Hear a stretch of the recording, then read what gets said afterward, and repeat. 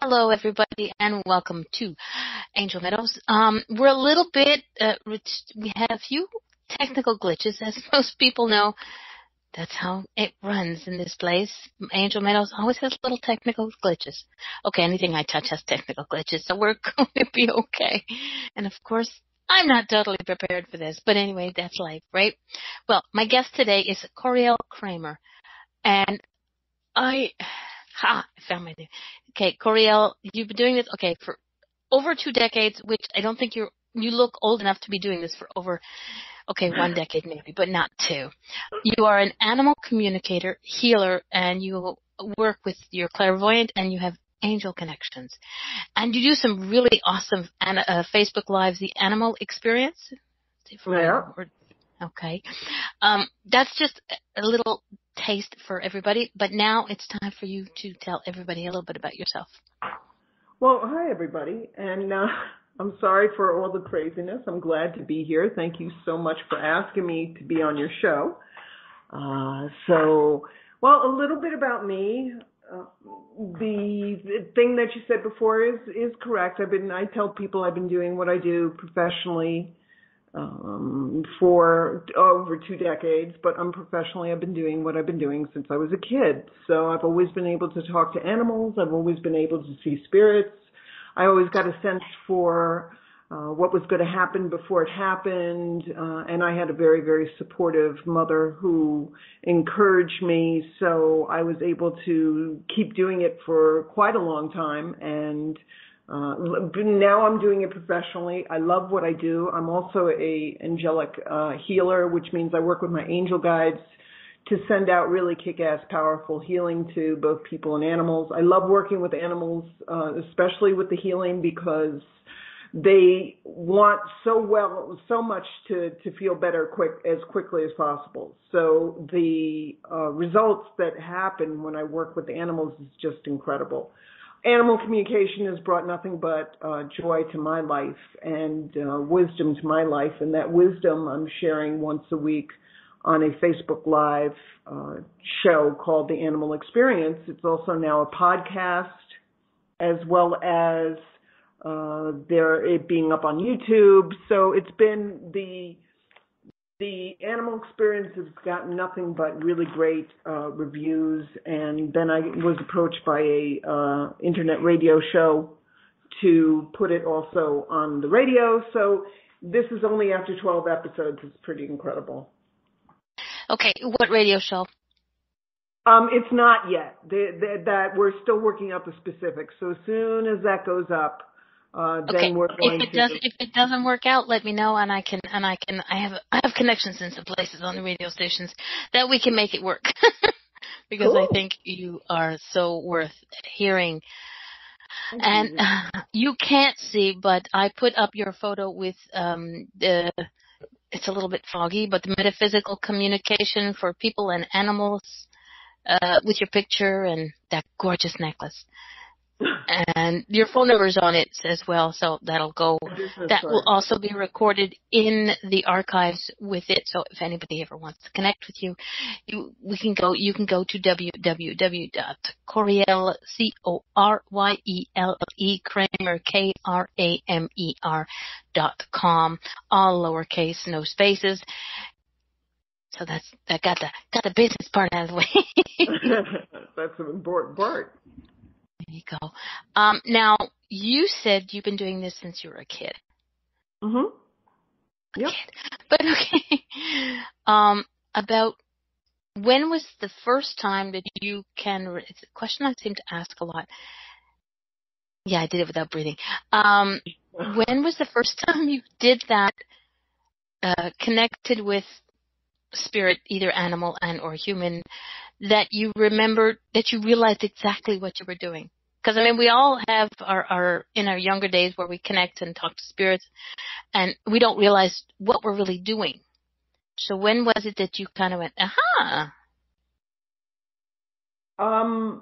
That's a great question. I never really thought of that before.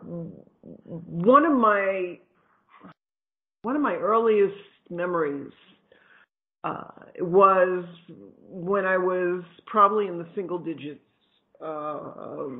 year-wise or, life-wise. And I remember being out in the woods. My mom was always, she was always renting houses in different places in the country. So I would have that dynamic of being both a city kid and also a country kid. So I remember being out in the woods and just being able to see all these things.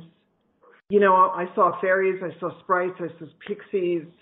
I saw the animals, I saw a deer, and I just remember feeling like that was all connected. That was all really, really important. And it was a magical thing that I was going to be able to see. I was able to see everything. I remember, knowing that I remember looking at this and saying, this is it. This is what's important. It's all this stuff that's magical.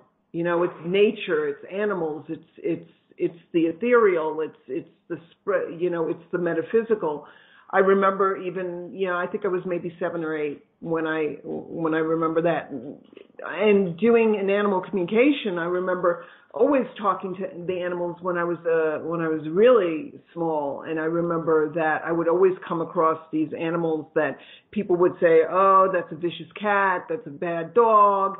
And they don't want, don't go near them. And I would, they would turn around and I would be, going over to the cat and to the dog, of course, and just talking to them and just, seeing what the problem was. And, I was always able to get animals in my life or have animals around where, they were problem animals, but, they would see me and they would be friendly and they would be on their back and giving me their belly, and people would be like, I don't understand it.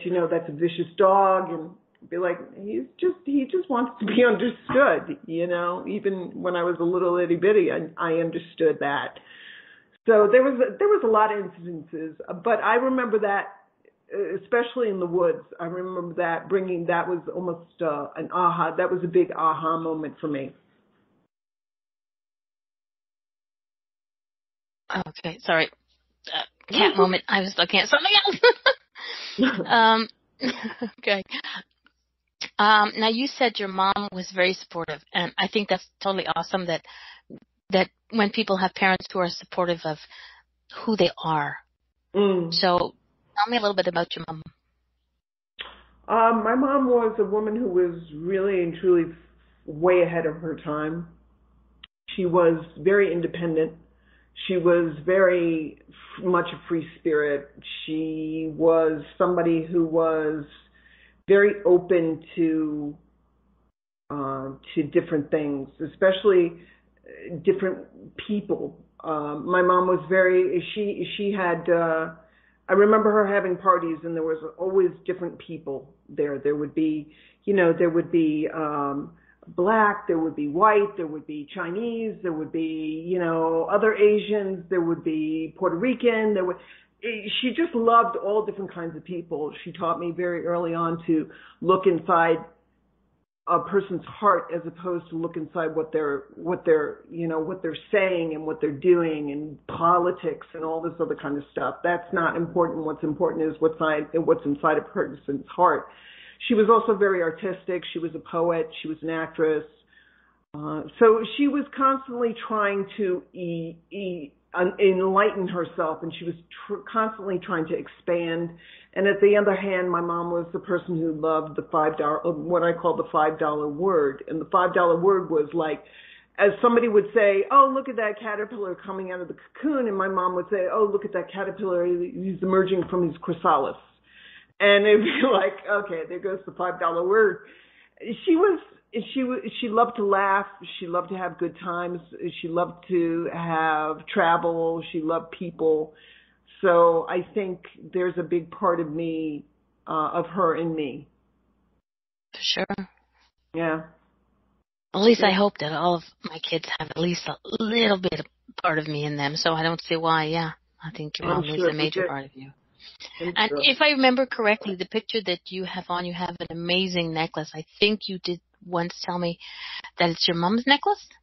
It was. I love that piece. It's one of my favorite pieces. It's all just different kinds of bronze that's been welded together, but it looks very Japanese or it looks very Asian. Did she make it? No, she didn't. She found it somewhere. She was always finding interesting jewelry pieces, and I think that's one of the things that we have in common. I love the unusual. I love the unusual in like clothes and jewelry. If it's something that's not typical and, unusual, I'm going to be going for it. So I think I kind of inherited that from her. That's why you're on my show, because we're special. We're special over here. As my friends in the UK say, I lick windows and I ride the short bus. Not that I know the short bus has anything to do with it, but But okay. Now you've done over the 2 decades, which I still have a hard time because just that you're way too pretty and young looking to be doing this for 2 decades. But hey, c'est la vie, right? Right. Yeah, we know Scott has. You can't see the chat room, so if there's anything interesting, I will let you know what the chat room says. And Scott says he has a certificate that says he's special. We're gonna put quotation marks around that one. Nice. For the amount of time that you've been doing this, is there one connection with animal and one with human, or who's crossed over, that sort of stands out in your mind? Well, I would say the human that crossed over that stands out in my mind always is my mother. She passed away in 2008. And even though I don't see her as often, I feel her a lot. And I know that she was 100% behind me moving to New Mexico like I did, because I moved here without, I moved here without knowing anyone. Oh, well, I knew one person, and never having been here before, I just followed my heart and my intuition and led me exactly where I needed to go. And I know she was behind that 100%. And the other animal that isn't the animal that's in spirit, there's several of them. I've had animals all my life since I was a kid, but I would say the 3 that really resonate and really I see a lot are my heart cat PC, which is short for perfect cat, who transitioned in 2007, and then I would say my first dog Veronica, and then I would say my cat Cleopatra, who was a cat I had from the time that I believe I was 1 or 2, and she transitioned when I was around or about in my early 20s. So wow. she was amazing. She was amazing. She looked good till the day she died. She looked good. And but those are 3 that really ring true with me. What you can't see is, and what some people don't know, is that in my chat room we have some very gifted people. And Patrick and Scott both said that you missed your mom very much, and they both send you hugs. Oh, thank you very much. I appreciate that. I do miss her. Patrick's a newbie, so don't be shy, Patrick. Speak up. Have questions. And if anybody has any questions, please try that one again. Type them in the chat room. I will ask, and if I think it's rude and disrespectful, I'll smack you, and then I'll ask a question.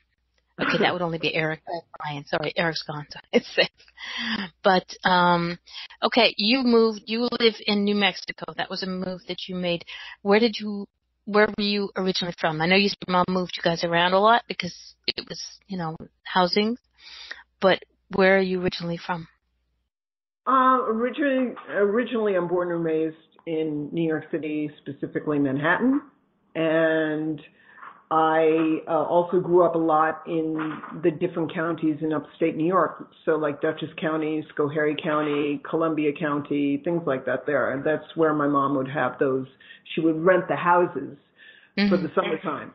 And then we finally had our own house which I sold, and before I moved here in upstate New York, it was about an hour outside of Albany, New York. So the transition from New York. Now New York is close to my border. I'm from Quebec, and I've been to New York once in my life. Um, the difference between New York and New Mexico. Okay, aside from weather and placements and everything else, what is spirit-wise? Do you find that you have a closer connection being in New Mexico? Absolutely. And this is just for me. I mean, I think you have a closer spiritual connection no matter where you are, as long as the place that you are at is, your place in the sun, a place that touches your heart. I think that's where the magic happens. For me, it was New Mexico, upstate New York, although beautiful, absolutely stunning, except in the wintertime when there's snow, which I can't stand, was just energetically wasn't the place for me anymore. It felt like I was literally getting pushed out, like energetically just pushed out. I put my house up for sale. It sold 2 months later, and I was in New Mexico by August 2015, and the house was put up for sale in May. So, yeah, that's what I'm talking about. When you are in a place that you're supposed to be at, the universe just moves heaven and earth for you. And energetically, New Mexico is very, very high vibration. It is a very high vibrational place.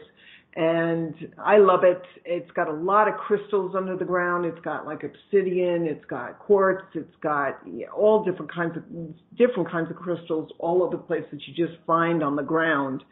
So it's basically a place where, it's lovely, but it really makes you hone your work. And what I mean by that is that because it's so energetically high vibrational, if you aren't doing everything you can to raise your vibration up, New Mexico can really kick your booty. It really can. Scott says New Mexico seems to be the place of weird and exciting things happening. Example, Roswell, and a lot of other UFO sightings. So that sort of leads me to the question, have you ever seen a UFO or something that not alien related, but could be alien related? Well, I have, but not with my physical eyes. So let me explain. I do a lot of, one of the readings that I do is I do a star child lineage. And that's when I open myself up to your star children, your star lineage, your people, and I download all the information from what they eat to what they look like to what they wear to how they live and the music they listen to, what's their purpose in life. I download all this civilization information. So I physically, with my eyes, I don't recall ever seeing a actual UFO, but I have what I've seen when I connect, not only for other people but for my own star child lineage, is enough to blow my mind enough. So I mean, if I saw a UFO, I probably would be like, oh, well, okay. I kind of thought it would be. No, I'm not taking that taxi this time. Go off. Nell in the chat room. Sorry? No, I probably would say something like, well, I kind of thought it would be bigger, but, because I see so much stuff with my third eye, it's incredible. Nell in the chat has questions, and I think you kind of sort of answered it with this one, but I'll say it anyway, are you a star child? And if so, when were you woken up? That's a great question. Yes, I'm a star seed, or a star child, and I was woken up, dates are hard for me, so just give me 1 second, 2000. I was woken up in 2011. And it was actually after I connected to my then twin flame, and I discovered that he was a star child. And when I connected to him and downloaded his information, I started getting information on myself, which I really was not looking for at all. I wasn't doing any kind of any kind of readings like that. I believed in aliens, absolutely, I still do. I call them otherworlders, but I just thought it was just way too much. I thought, to me, I was just happy, doing psychic and mediumship readings. I didn't need to go really into the woo-woo, and, but, every single thing that I used to say I don't do. I don't do fairies. I don't do unicorns. I don't do aliens. I don't do all this kind of stuff. I just don't do it. Well, now, every single thing I got scruffed.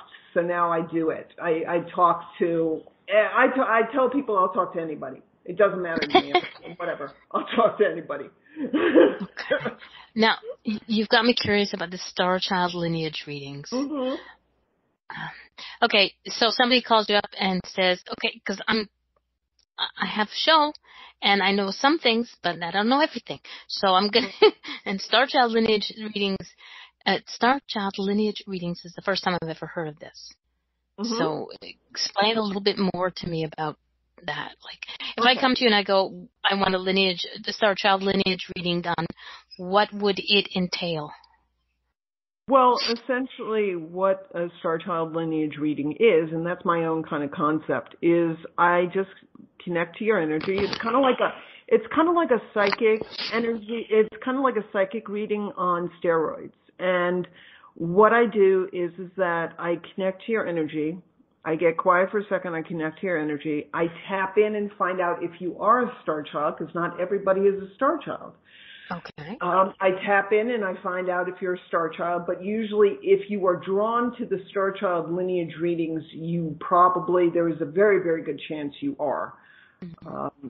So I connect to your energy, and then I start opening myself up to what I call the universe. So I'm a seer, so that's why I call myself a seer, because I open myself up to the universe and I start just downloading this massive amount of information for you, from, the name of your planet to the name of your people to what they look like and what kind of people are they. Are they warriors, or are they more intellectual, or whatever, how they look, what they eat, what do the buildings look like, what's the landscape of the different the planet look like, and, everything from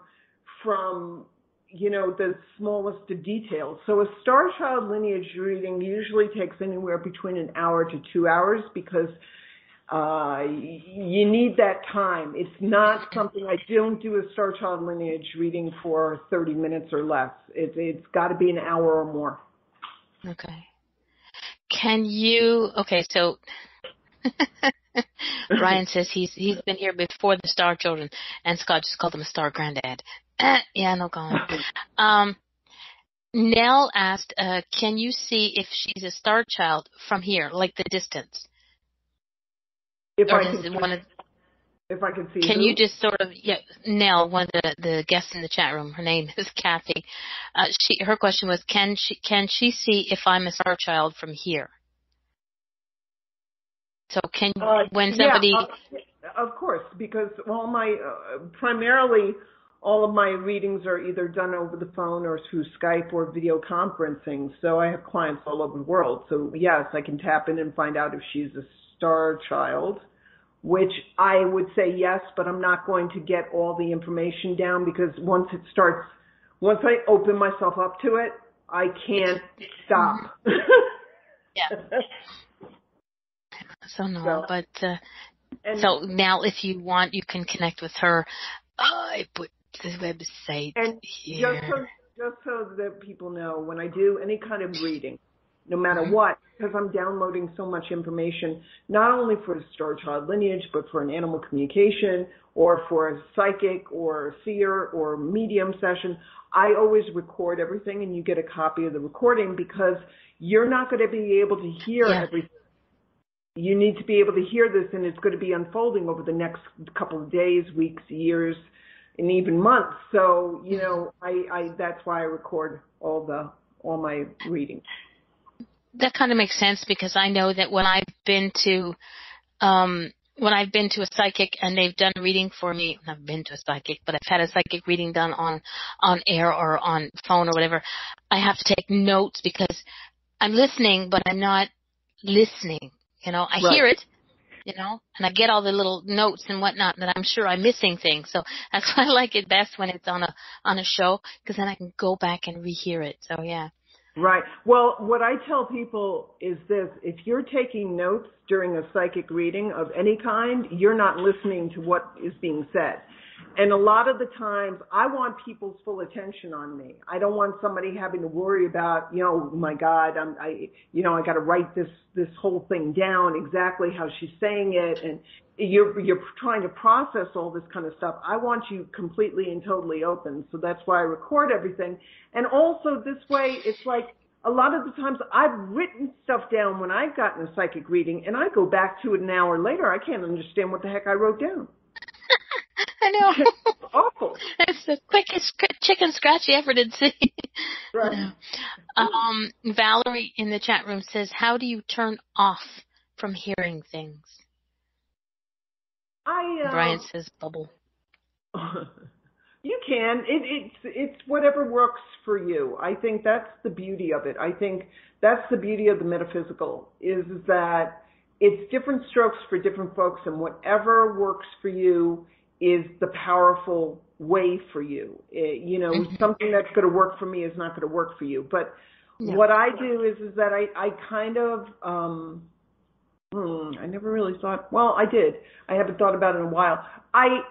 Because I'm downloading everything, what I do is I'm downloading through 3 chakras. I'm downloading through my heart chakra, my third eye, and then the crown chakra.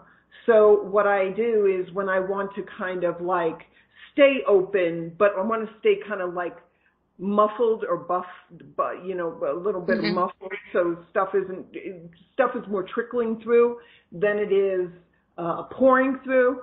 I will envision my chakras as doors, and to the degree that they're open is the degree of what my the stuff I'm getting from the universe is. So right now, my doors are kind of like a quarter of the way, open. So they're just slightly open.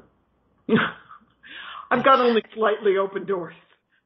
That's okay, as long as they're a little cracked. Oops.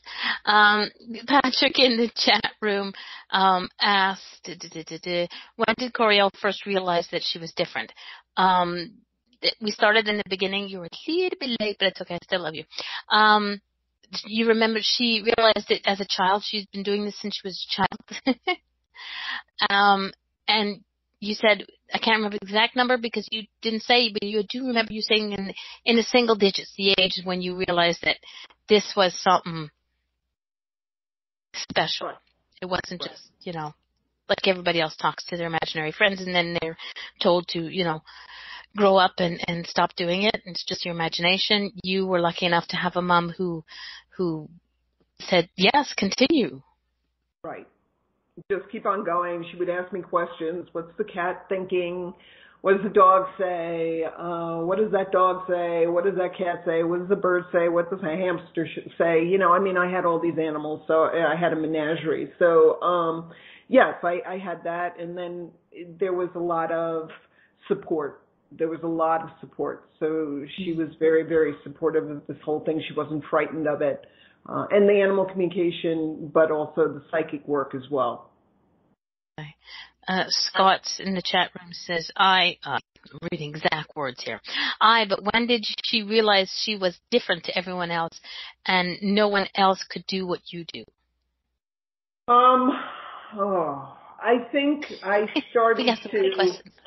It's a good question. I think I started to realize that I was different, or let's just say instead of different, let's just say I think I realized when I was unique, really unique. When I was in my early teens, so probably around or about 13, 14. Whereas before that, it was just, I had a lot of friends who were my friends since I was a little kid. So they knew what I was doing. It was just old hack for them. But when I went to, I think it was junior high school, that's when everything really started tanking. Or became more interesting. Let's call it interesting. Did you used to do readings for the kids at school? No, the kids. I wouldn't. I went to school in the public schools of New York City, so we're not talking kids who were interested in that. They were looking for anything that would make you feel like you were doing something wrong, or you were a mistake, or you were a freak. So I really started closing up my ability to do it. And what happened is that when I hit that age, I became more and more empathic. So I couldn't figure out how to turn it off. I didn't know about the doors. I didn't know. There was nobody to ask these questions of how do you shield? How do you turn off your empathic abilities? My mother was supportive, but she didn't know, and it was like being what do I call it being 7-Eleven, which is like, it's kind of being a convenience store, which is you're open 24/7. You're open all the time, and it became extremely painful. I'm open up to people's pain, animals' pain, the planet's pain. So it was very overwhelming. So by the time I got into my mid teens, I had to totally and completely find ways of turning it off, and I did. It wasn't healthy, but it worked for a while, and that was, and I'm open about it. It was drugs and alcohol. It was the only way that I could find to numb the pain that I was feeling. Eventually, of course, it turned around. It worked for a while, but then it turned around and bit me in the butt. Like it always does when you abuse it. So, and then that started another journey, which I'm extremely grateful about. But that was a journey into, AA and NA, and I'm very grateful for that time because it gave me the foundation of finding my spirituality again. So I hope that answers your question. I know that was long. Sorry about that. As Patrick says, most empaths learn to hide how they're feeling and what the effects that they have. And Scott said, yes, it did. Thank you. Nell in the chat room has asked, how do you feel about seeing another star child's skull? There. Another star child. What? Skull. I'm guessing she's talking about the skulls that that people are finding, but have found, and they say it's the star children's skulls, I guess. Oh, I actually don't know anything about that, but I think I am a big proponent of things are happening for a reason, and we're now in what is called a shift of consciousness. And the animals taught me and told me about this before it started happening, probably about 16, 17 years ago. But the shift of consciousness, what's happening is there is a lot of stuff that is being revealed. And it has to be revealed in order for our vibrations to raise up. And that's what this is all about. That's what the shift is all about. We are evolving to the next level. And those who cannot evolve die, and those who are ready to and willing and able to evolve and to raise up your vibration, then you're riding the wave. Otherwise, you're getting sand in your bathing suit because you're in the bottom of the wave. So it's very interesting. I think to answer your question, I think if the star child skulls are showing themselves, they're showing themselves for a reason, no matter who's finding. Yeah, it makes sense. If we're becoming more open as majority of the society is to realizing that we are not the one and only. So the signs that might be necessary for us to find are the skulls and because then that's actual tangible evidence. Because as much as we believe, that you can do a star child lineage and people can, do past lives readings and different things. There's no tangible proof in 90% of the times. Just to find the skull that's tangible, somebody can say, "Oh, like some people say, unless I can put my hands on it, feel it, touch it, see it, smell it, I don't believe it." So this is proof. Right. And then you also have the people. I mean, you have people who are looking and going to museums and looking at dinosaur bones, but they still don't believe that the dinosaurs ever existed. And that's okay. That's their look. If that's your thing, that's your thing. I'm not going to tell somebody that they're wrong. I'm just going to say, I believe in the dinosaurs, and it makes me happy to think of the dinosaurs just like it makes me happy to think of the Star People. So whatever makes me happy is going to make me happy, and I'm going to use it. And the heck if people don't like that. That's right. Okay. Great question. Now, you do know that it has to come right. You do know what is to come then. Yes? Because you've been communicated from the animals and from everybody else, things that are to come, that you have premonitions, for lack of a better word. So you kind of know what's to come, but okay, so if you know that next week, I'm not going to say names, but somebody's going to pass away, or something's going to, some piece of the earth is going to fall into the ocean. Would this? I'm not saying this is what's happening, but example, a big thing like this. How do you tell people? Like you see this, this is going to happen. How would you tell somebody that this is going to happen, and without them going, no? Well, see, this is the thing. I'm not I'm. If it was something that I was getting about the planet, then I would say yes. I would say, but if it's about someone, unless I know that person. And even then, I would have to know that person pretty well so that they know that, I'm coming up to them and talking to them and saying, hey, look, I got this for you. This is a message for you. Boop, boop, boop. So there you go. But I don't do what I call drive-by readings. And what I mean by that is I don't just come up to somebody on the street and say, hey, your Uncle Paul is trying to talk to you and he wants you to do this and this and this. I think that's rude.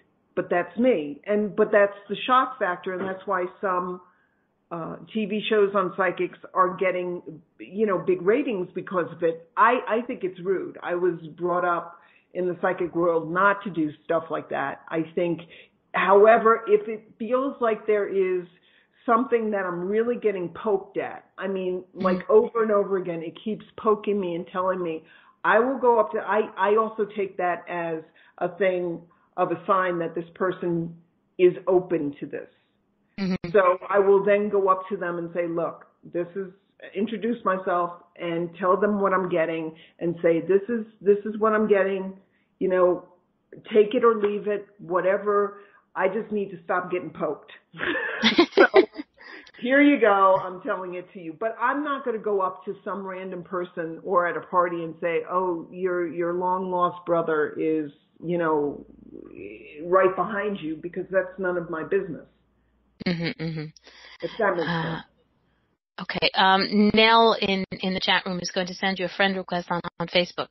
She'd like to have a conversation with you. Cool. I would love that. You can't see it in the chat room, so I told her I'd pass it. If you want to, there's 2 pages I have. Actually, there's quite a few pages I have on Facebook, but the private page is where I do the weekly animal experience videos. And next week is going to be, this week is going to be on Do Animals Talk, asking the questions, do animals talk to divinity? And if they do, how? Who do they talk to? How do they do it? And why? And what do they get? So it's going to be quite interesting. So if you want to be notified when I go live, yes, please, by all means, friend me. But I also have a business page for being a seer, And that's where I put my weekly cards every week, and I do a live video chat for that as well. Nell says, okay, I'll hunt you down. Okay. I don't think you can Okay. hunt very far. I'm the only Coryelle, I think, on there. Yeah, I think you are. I never had anybody else but you pop up when I first searched your name. Okay, I missed it. Here's the question. Quickly, don't nobody type in the chat room, please. From Scott. We had guests on here that believe there will be a meeting of off-world people and ours within the next 2 years. Do you feel that too? Of off-world people? Mm-hmm. Like, for lack of a quick, aliens are going to come to Earth and we're going to finally actually, that people are actually going to believe it's true. Instead of some people believing and some people thinking the rest of us are kooks. Right. Well, the reason I was quiet was I was queuing into it. Okay. I keep getting 3 years. I'm not getting 2, I'm getting 3. So I think, and again, I'm not into politics. I don't do politics. I think it's negative. I think it's discordant. I don't like talking about it. But I think those people were getting stuff before we had the current, at least in America, we had the current administration. I think once the current administration has done what it's supposed to do, because I believe nobody is a mistake. I think there are no coincidences. Everything happens for a reason, no matter what, no matter what, no matter what. So I think what's going to happen is after the current administration is released, I think then there is going to be this coming together, because there is this churning that's happening now, and there's this turning and there's this momentum that's happening now, and I think things have to happen, and people have to be put into place before that can happen. And I keep getting 3 years around that. Okay. Hi guys. I'm sorry. Cute. Hello, Katana. Come here. Sorry, earlier. I'm pet sitting, so I'm pet sitting for 2 pups. So they want to be on air too. I got her one of them in my lap. So her name's Katana, but I don't think she'll be talking. She's very quiet. She's very ladylike. Of course, she's a lady. Hello. But she's like the lab that we have. Right, she is sniffing my microphone, so you might hear some sniffs. We'll blame it on Brian, no problem. Hello, Katana. Yes. Okay, okay, wait a second. This is from Scott. The boil of racism and other isms has to be allowed to come to a head and then last for good. I think the whole thing of it is that we have to a certain extent, yes, absolutely. And I think what we have to understand is we have to understand and come to the belief that it just doesn't freaking matter. It doesn't matter who you are. It doesn't matter what you look like. It doesn't matter what you have and what you don't have. It doesn't matter what your sex is. It doesn't matter who you love. It just doesn't matter. What matters is what is in your heart. What is in your heart, and can you move out of your own way so that you can then see the divine within that resides within every single person, and get away from the stuff that separates us and get us closer to the things that bring us together. Very true. But some people are still afraid. Okay. I get that. They're afraid. They're afraid to open up. They're afraid. But that's what I'm saying is the shift of consciousness is making it so hard for people to stick in their crap. Mm-hmm. You can't keep doing the same thing you were doing 10 years ago. It's not going to work. You got to walk the walk and talk the talk. You can't just talk the talk. You have to, because if not, life is going to become, it's not going to get any better. It's going to become more and more vibrationally uncomfortable for people. And people are going to be, they're either, it's getting to the place where it's like you're either raising up your vibration or you got to go. And when you go, whether that's transitioning by your own hand or someone else's hand, hopefully you come back, you reincarnate, because there is reincarnation, and you get a second chance, and let's raise up your vibration again. Mm-hmm. I do agree there's reincarnation. And I do agree that people have to learn to stop being afraid, because there's nothing, as people will always say, my unicorns fart butterflies and rainbows, and the only negative that you're going to get is what you allow in. It's out there, but you have to allow, as Nell says, your heart needs to shine. Absolutely. It's whatever, how you speak about life is how you live it. Your thoughts and the words you use create your life. So if you believe life is a battle and a struggle, you are going to get a battle and a struggle every single day, because the universe always says yes. If you believe life is joy, then you are primarily going to live in joy. You're not going to live in joy all the time, because we're human. We come in, we come out, we come in, we come out, we come in out of our joy, we come out of our joy. We go into our joy, we come out of our joy. It's the way that it is. But, it's primarily you live your life the way you speak it. Yep. So be careful of the words you use, because that's why they call it spelling. You cast a spell with your words. There you go, Katana. So that's my opinion anyway. Nell says we're all on a roller coaster. Yeah, I really hate roller coasters in human life. I sure as heck don't want to have to be living one in my life.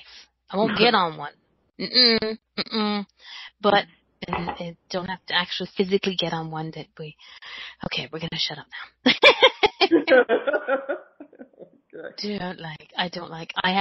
I'm pretty much an open book. If you know me, if you get to know me, what you see is what you get.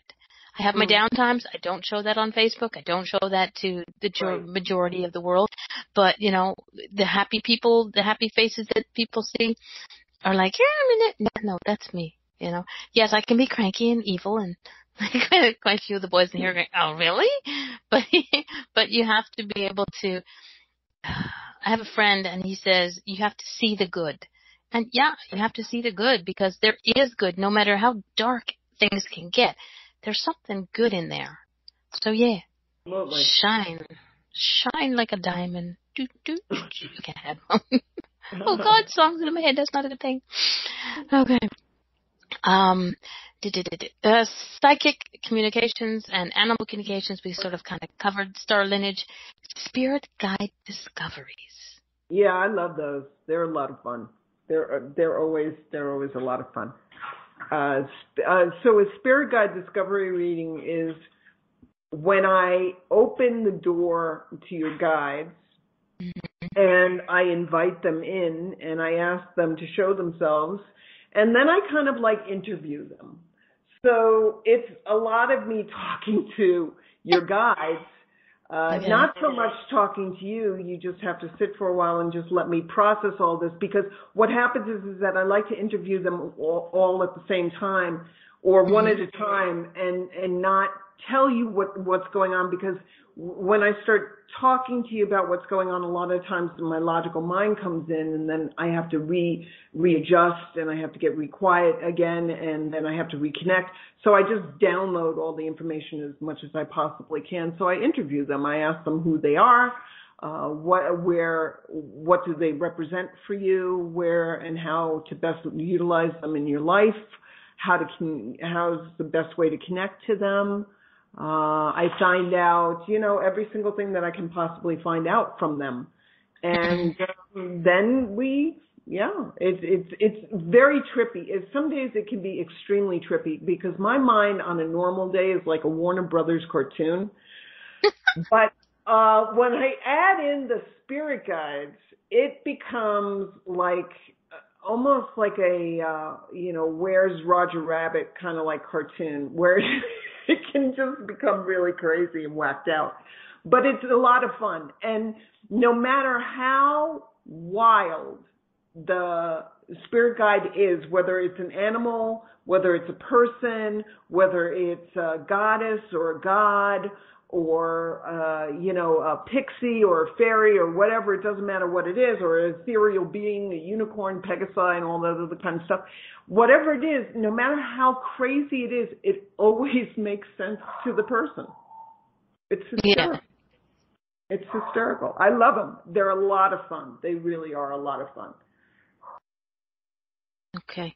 Now, if somebody says, okay, I already know who my spirit guide is, or guides, because I believe that we have more than one, and we have a gatekeeper. I'm learning. We have a gatekeeper, and then we got a whole, I have what I call my dream team. Some people call them their choir, and everybody has a name for their family. So if somebody says, okay, I want to get to know my spirit guides, I think I know I have one. Would you say, okay, that's it, don't tell me what you think, and let's see what I get, and if the two match up? Yeah, we could do that. I like going in as cold as possible in a reading. So no matter if it's a animal communication or it's a seer reading or whatever, what I do is I don't want to know all the details. I think it's more fun that way. And number one, it's more fun. But number two, it's a great way for you guys or the person who I'm doing the reading for. It's a great way for you to know that I'm getting what I'm getting. Yeah. And it's all the readings that I do, no matter what it is, can all be very emotional. They can all be very, very healing, and they can all be very moving. And so I tell people I love my job because I get to make people cry. And when I make people cry, I know that they're connected. I mean, super connected. That I've touched, when I make somebody cry, I know that I am touching them metaphysically on a very, very deep soul level. And it's resonating with them very deeply. So they're all a lot of fun to do. I love all the readings that I do.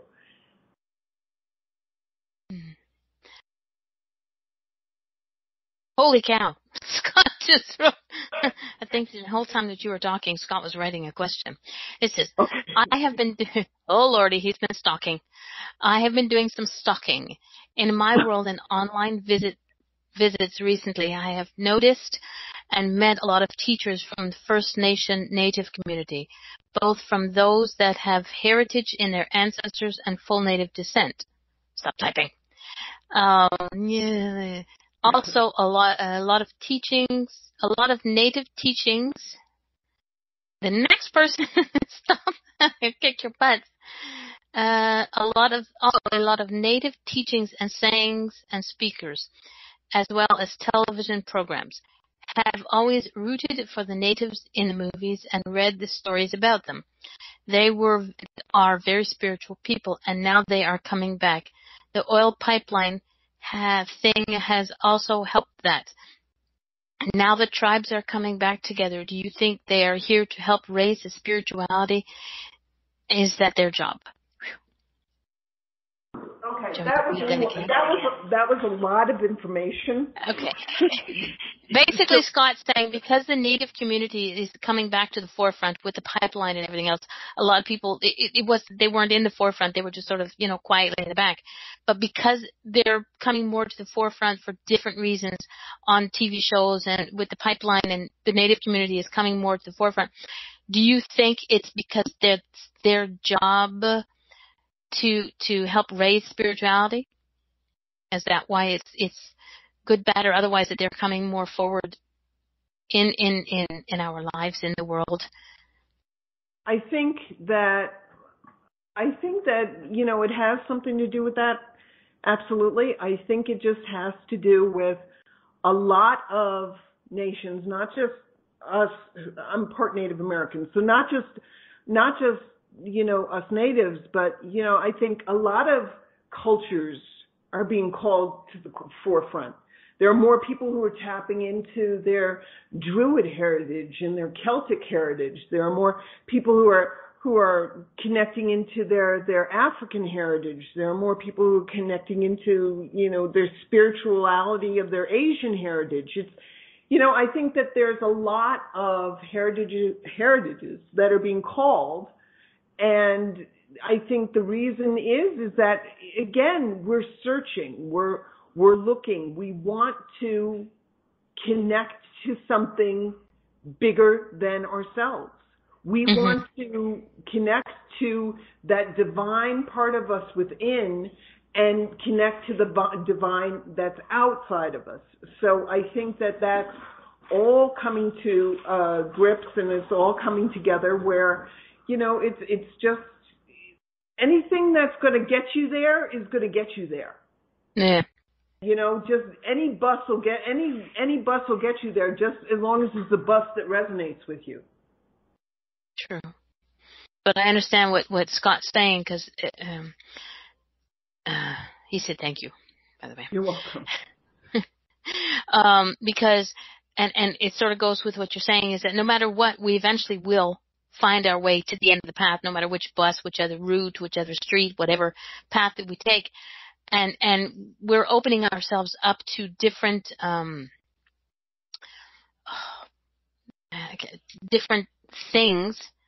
Mm-hmm. And as soon as we leave our minds open, then you'll see different things. Example, in the past, in 2016, 2016 mostly, a lot of my mother's family passed away. Her sister, her brother, and my mother herself. And when I went to the funeral of my uncle, my aunt had said that somebody had once done a family tree for us. And I said, I would really, like to see it. And it just never happened that she would come up to where where we lived, because we don't live close. And then when my mother passed away, she came up and she brought me the book. The sucker weighs a ton.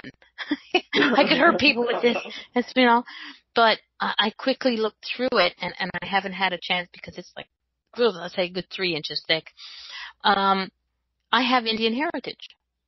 And hello, I look at myself in a mirror and I see this pale white skin with blue eyes and red hair. Where's the Indian heritage in that? Things that I connect to emotionally. Yeah, there's that, but I never thought that way. But to find out that, my little French family was getting frisky back in the day. So I have a connection to heritage. So it's something that makes me kind of go, it's something I want to look into. Where does it connect with who I am now and where I think path is going? It makes me want to do the search. So I think that in many respects, a lot of us are opening or allowing the doors to open, and then something sneaks in. That book snuck in and kind of went, "Hello, Darlene, look at this." It's like, okay, right. So it's I think that's interesting that stuff is coming together. It is, but it and that's the thing is that everything is coming together. And even though it looks like, it looks to some people like a hot mess, there are no mistakes. I used to always be so upset. The day that I stopped watching the news 17 years ago was the best day of my life. It really was. Because it's like, people want to, they want to worry and they want to be concerned, but I think the majority of people want peace. And I think they want peace within, and I think they want peace outside of themselves. And I think even though it looks like it's a hot mess right now, I don't think that there's any mistakes. The divine doesn't make garbage. The divine doesn't make mistakes. And, we just have to trust there are no coincidences. So, this is all bringing us, what this is doing, this stuff that we don't like, it is absolutely putting into focus what we do want in this life, what we do want in this world. And we can't know what we want if we don't know what we don't want. It's like the don't wanting stuff is the way that we find out what it is that we do want. And it is incredibly powerful. And I think now what's happening is there's this collective turning of manifestation to get us to the next level. I think all this of what we don't want is our fuel for getting us to where we are supposed to go. I trust in that because I used to believe in the opposite. I used to believe that this world is a hot mess and and nature is getting torn apart and the animals are getting torn apart and people are killing themselves and there's nothing but pain and misery in this world. I used to believe that. I used to believe it. I don't believe it anymore. And because what that got me was that got me alcoholism and it got me drug abuse. Okay, so I'm kind of like not going down that road no more. Okay. Yeah, sometimes people will use that to try and close things down, but I think in some respects it doesn't really close you down. It just sort of like leaves openings in different areas, so you get a little bit crazier in different respects. Nell in a chat room, now I'm not 100% sure on this one, she says, what do you know about the one race that is falling apart and will not survive when all things are done? And I asked her what race, the human race? And she says, one of the human race. Because I'm really not sure. So what do you know about the one race that is falling apart and will not survive when all things are done? So I think that there's going to be, do I know everything about it? No, but this is what I'm getting intuitively. I think that the one race that we're talking about is probably the human race. And I think we are changing. We are changing. We are evolving. We are moving. The children that are born now for the last few years have different DNA. It's been proven. They're indigo children, they're DNA, they're star seeds, they're born knowing how to work computers. And that's not it. How to work a computer is not in your DNA, okay? But evidently, these kids are downloading this information somehow, some way, and it's a part of them. So I think all of us as well, those of us who are star seeds, I am not the same person that I was even before this radio show. I've changed. We are constantly changing. That is the matter of, that is the backbone of humanity is change. And you either have to embrace it or you're going to be in a lot of pain. So I think that we are changing. This one race, is us, and we are constantly changing. And those who don't want to change and stick their feet, their heels in the ground and drag their feet, it's going to get more and more uncomfortable. It's going to get more and more painful, and eventually they're the minority.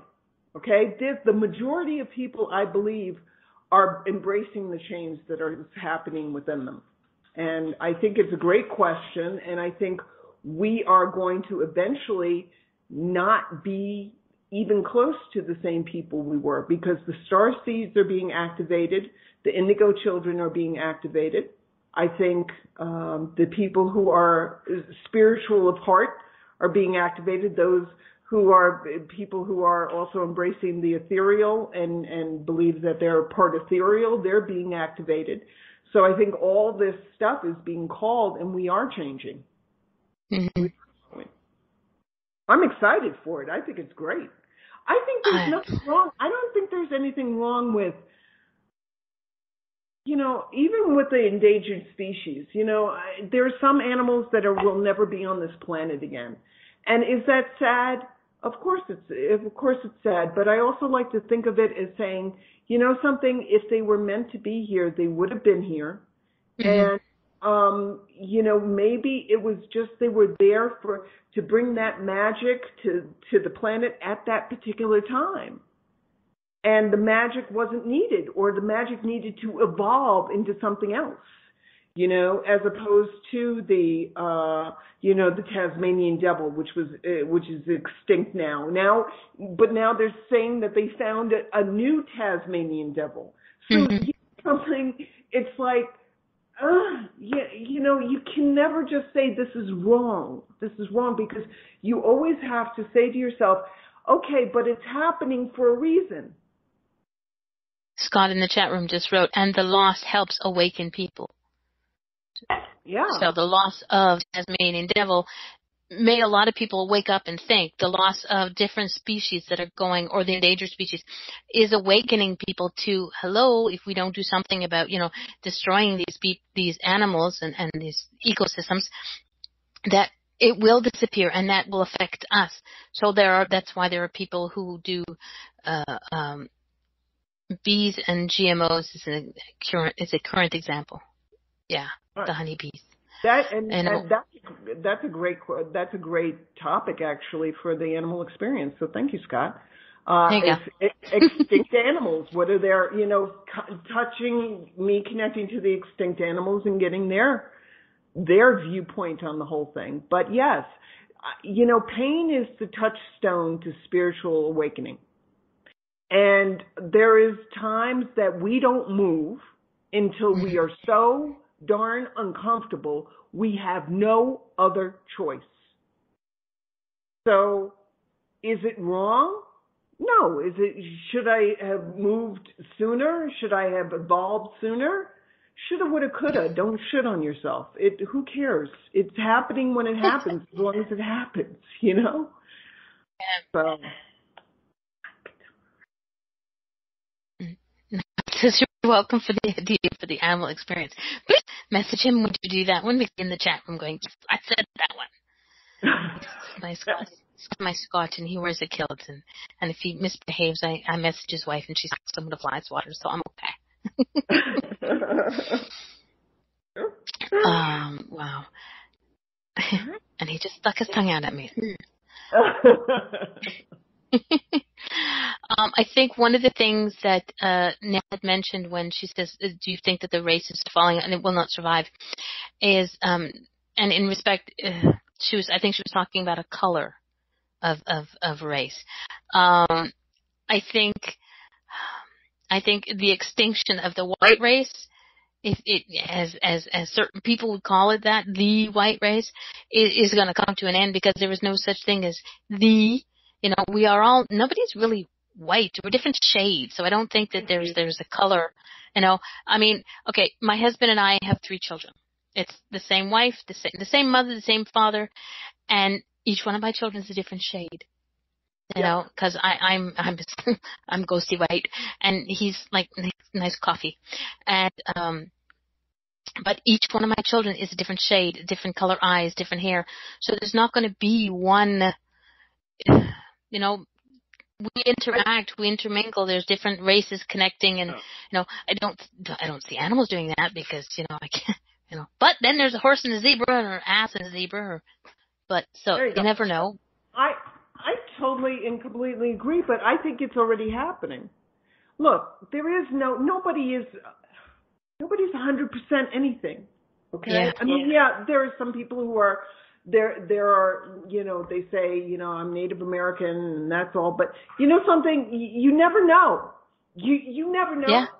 You don't know. The human race has been on the planet for how many thousands of years? So somebody in your lineage somewhere screwed somebody, so something at one time, so something might, you might have like 1/4 or 2% like Viking. You don't, I think as a person who is multiracial, my mother was white, my father was African American, he was Native American. I think that it is something that is a beautiful thing, but I think it's nothing to panic about, because everybody's got mix. There is nobody who's pure, unless you go into maybe the Eskimos, but even then you got to say, if you go back, eventually somebody's doing somebody who maybe they shouldn't have been doing, but what I'm saying is, close my eyes right there. But it's already happening, so stop panicking about it. Stop worrying about it. Who cares? Mm-hmm. It's already happened. There is no white. There is no. Yeah. It's just not happening. So, it's already happened. So, oops. All right. So, that whole thing about the white race and the whole thing like that there is like, doing DNA tests, take a swab. Okay. Yeah. I guarantee somewhere you got something in you that, is not white. Yeah. Yeah. Nell says she's a Heinz 50. I like that ketchup. I'm sorry to say. I really like. That's why I like you. But and the thing is, there's so many DNA tests out there now that even then I had a friend who from his family heritage, yada yada. He believed that he was of Portuguese descent, and 100, the grandmother and grandfather were of Portuguese descent, and yada yada. They came from Portugal, yada. And he did I think it was the Ancestry.com DNA testing, and he found he was only, I think it was 43% Portuguese, and then there was a hodgepodge of a whole bunch of other things. And he was like, wow, he said, we never really realized that, the different connections. I said, yeah, but the majority of it, it's maybe just 43%, but the majority of it, you're still Portuguese, so you're still, but it also gives you the idea that look into the different ethnicities that you're part of, and, the only thing he wasn't part was African Americans. I said, see, you're missing something. I like messing with people. Okay, Scott in the chat room says, LOL, me too. Scots for the last few generations, but there have been many Spaniards from the Armada hundreds of years ago that crashed on the local beaches. LOL, probably in Irish and English too. Oh, you've got English in you. Oh, Lord, no forgiveness. Sorry. I called him English the other day, and only because he was English speaking, and he's holding it against me. He keeps saying, we're not all the same. I know you're not all the same. Yeah, you're deluded, all right. Diluted. Not deluded. Okay. Got another face made at me. But yeah, so he's diluted and diluted and diluted and forget it. You know what I mean. Okay. Now you were saying that we only got about half an hour left-ish. Sorry, Scott made a comment about my new teeth because I'm losing words. You were saying that you are possibly 98% sure that you're going to be doing your animal experiences on a radio show. Mm-hmm. Okay. Will you just be doing because I've never been able to fully watch one of the animal experience lives completely. I always end up getting pulled away. So there's a method to that madness. I'm not sure what it is yet, but will you be doing readings and stuff like that on the show, or just sharing your views of things? And like, for example, if somebody calls up, so I'd like to know, am I going to get married next week? Oh God, I hate that question. Well, am I going to get married and find my true love, or? No, I'm kidding. Yes. Okay, I'll tell my husband that now. That's one of the things we're actually trying to work out right now. I'm trying to work out, is that possible? Can I do that? Is there person interaction, so to speak, or am I just going to be, talking for 45 minutes to an hour? It all depends on the radio station that you're going to, which we can talk later. Like I said, I have connections in high places that, if that's something that you want to do, and we can work it out. Oh, okay, fantastic. But yeah. I'm excited about it. And something, you might want to download the podcast. That way you can listen to them whenever you want. That's an idea. Yeah. Learn something new. They're now on iTunes and Google Play. Okay, I'll go to Google Play. Don't know iTunes. Bye, Nellikins. I think you're leaving. But Nell says you're doing a great job. Oh, thank you. Okay. We have a question in the chat room, Mr. Stevenson, once again. Has been doing animal communication made you a vegan, or do you still like your bacon sandwiches? I did episode 4 of the animal experience was on sustenance, nourishment, and prey animals. What was their viewpoint on it? And when I asked the animals the question, I was, at the time, I was a vegetarian. I'm not a vegan. There's no way I could be a vegan. Sorry. But not that there's anything wrong with it. It's just Not that I understand the difference, but somebody else explain it to me. Right? Yeah, it's very strict. It's more strict than vegetarianism. So at the time, I was a vegetarian, and I asked cows, I was asking pigs, I was asking goats, I was asking all the sustenance animals how they felt about it. And I thought, I went in expecting one answer, and I got something totally different. So to answer your question, it's a fascinating episode, so you might want to listen to it. And to answer your question, no, I am not a vegetarian anymore. I do like my bacon. I do like my meat. And I think what is important is, and this is what I learned from the animals, it's the fact that you appreciate what you have been given. So everything, excuse me, one second, I might cough. Everything that I drink, everything that I eat, I bless and I thank. Sometimes we forget those things, yeah. We do, and what it does is that it nullifies what happens before, because you're appreciating their sacrifice, and it brings their sacrifice and their life and what happened to them meaning. Okay, so it makes sense. That's something that a lot of people, and I myself included up until a few years ago, that people don't. You pray before you eat a meal, and it's not, for me, it wasn't because you're just thanking God, but you're also thanking the animals for giving you the sustenance, the earth for giving you the vegetables, and so people don't realize that it's not. Prayer is not the dirty word that people use it as. It's a conversation with your higher power, whether it be God, Buddha, Allah, fishy, turtle, whatever. Right. You have to be it's like, I know the natives. I have a native friend that whenever I would have questions for him, he would say, "Okay." He says, "You have questions. You know what you have to do. You have to go and give an offering of tobacco to the spirits, so that we can work this together." And because it's no exchange of money, it's that's his way. So it's sort of thanking the universe, every part of it, for allowing him the knowledge to share with me. And thanking them for for me to be able to suck it into his brain that sometimes doesn't hold things for long, So yeah, I get that. And vegans don't wear or use animal products. God, they only wear polyester.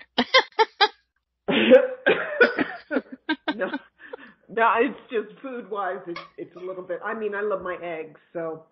But again, it's different strokes for different folks. I'm not saying that being a vegan is wrong. I'm not saying that being a vegetarian is wrong. I'm not saying that being a meat eater is wrong. What I'm saying is it's what resonates for you, what feels right to you. I know for me, my body needed the protein. It needed that protein. And if I go without it, I have a lot, I don't have the energy like I used to have, and I didn't have the drive like I used to have, or like I did when I do it. I don't have the drive that I have now, and I don't have the energy I have now, and I need a lot of energy.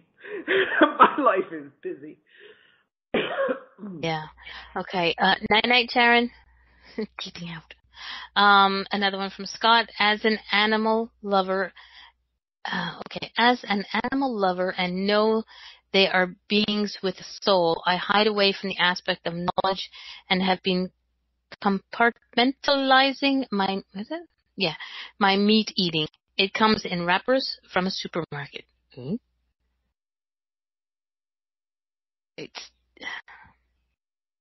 not exactly sure how to take that. It's a statement. No. It's a statement. It's not a question because he didn't put QQ in front of it. But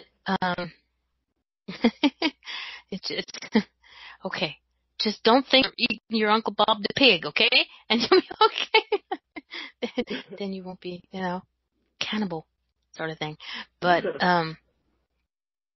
yeah, I can see that some people would have a hard time with that. But then I somehow doubt you're going to turn to a vegetarian or a veganism, Scott. You're just like, yeah, the Akita would be like very happy because then she'd get all the meat products. It's like, yes.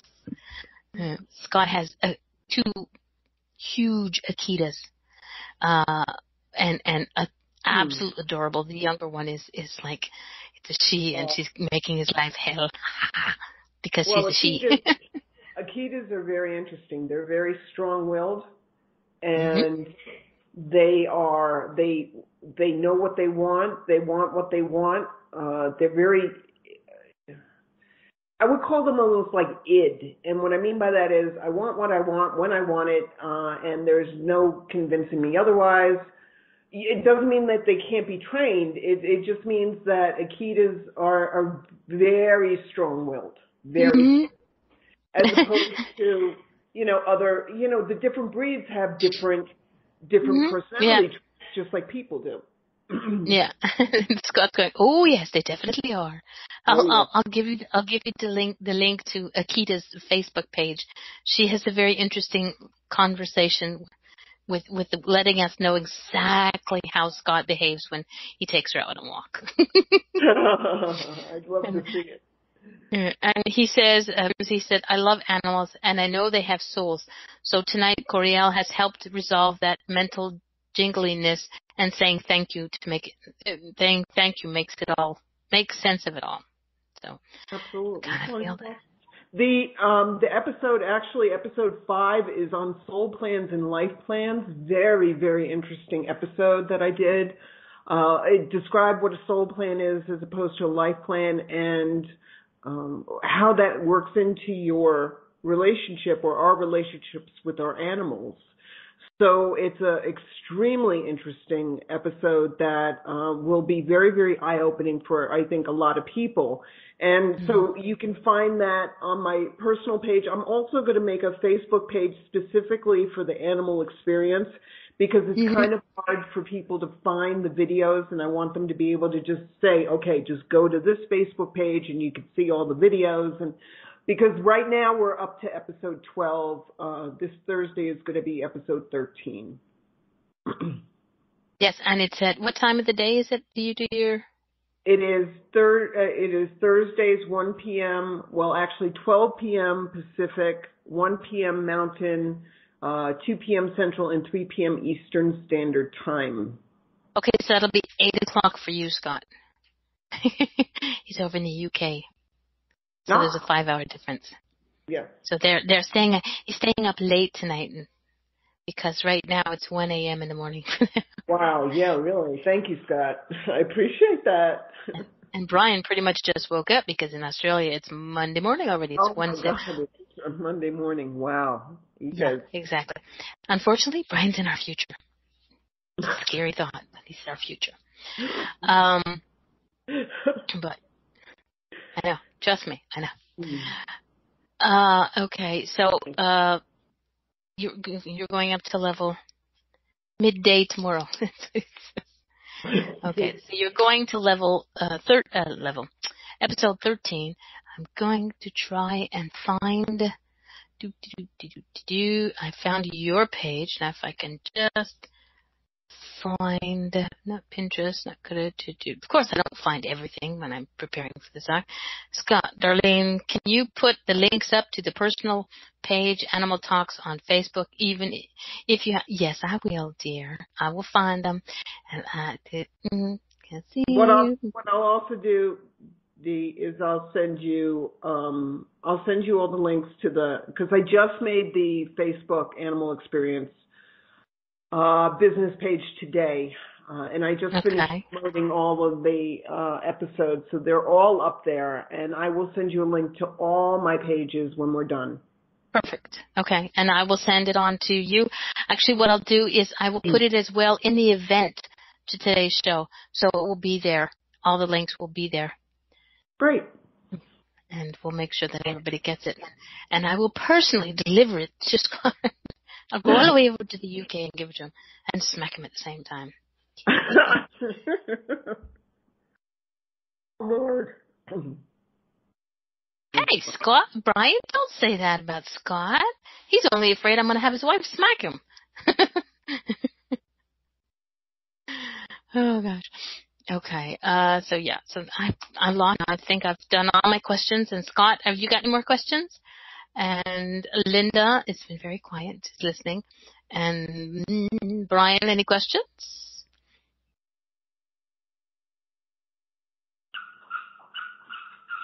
Hey, stop. Puppy wants to be on air. Yeah. See, this is why it's fun when next time we'll figure out how to get you on camera. No, of course, I don't know why Macs don't allow it, but I'll talk to Jenny. Maybe there'll be some special thing that we can hook up. We can get you on camera because you could have puppies on camera.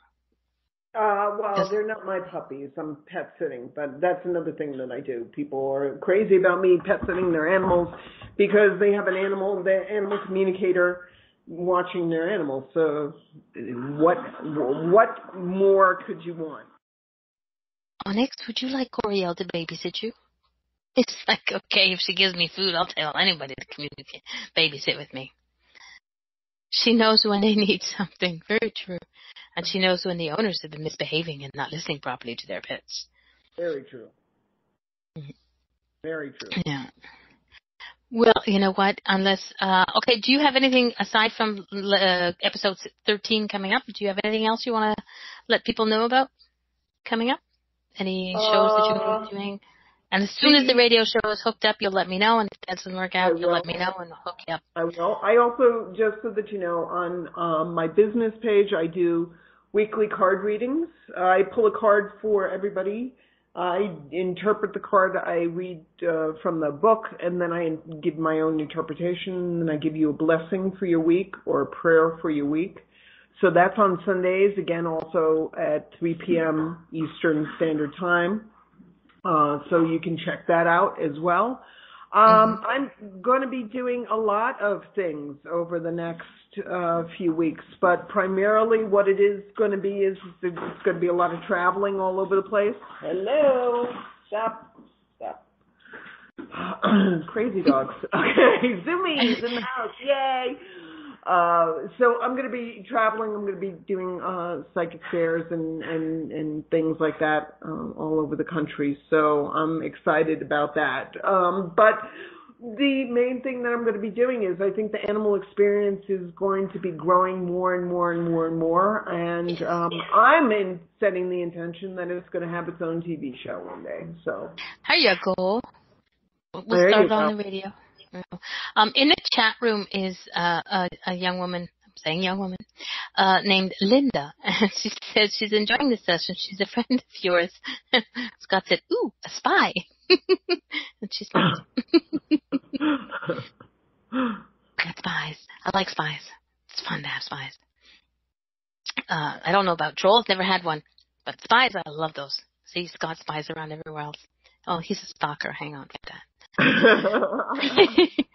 Facebook stalker, yippee, in the good sense, not in the naughty sense. Okay, so I put up the link to your Coryelle Kramer Metaphysical Expert. That would be your business page. And I don't know if I can find... Scott says trolls don't come visit him because his dragons would eat them. Yeah, they'd probably be let in by the back door by that naughty little leprechaun of yours. That's great. Well, I think we will cut it down now. And everybody, when Coryelle sends me the links, I will put them into the event of the show. And anybody wants, just message me on Facebook, and I will share them to anybody who's interested, which is probably going to be Scott, Brian, and since Linda already knows you, she has all those connections in the right places.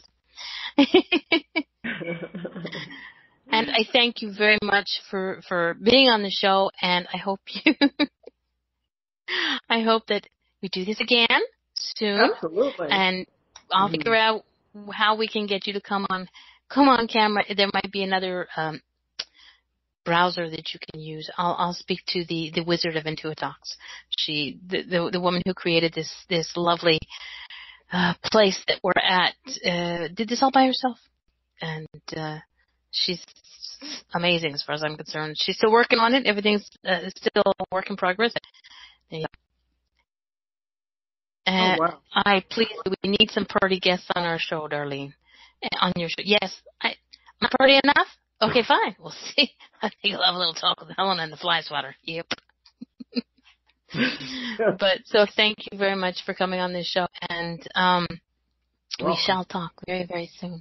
Absolutely. Thank you so much for having me, and thank you everybody for your awesome questions, and I had a great time. I'm glad. All right, everybody, have a good night, and I will see you next week when I have no idea who's going to be on, but somebody will be here, if not just me. Night, everybody. Night.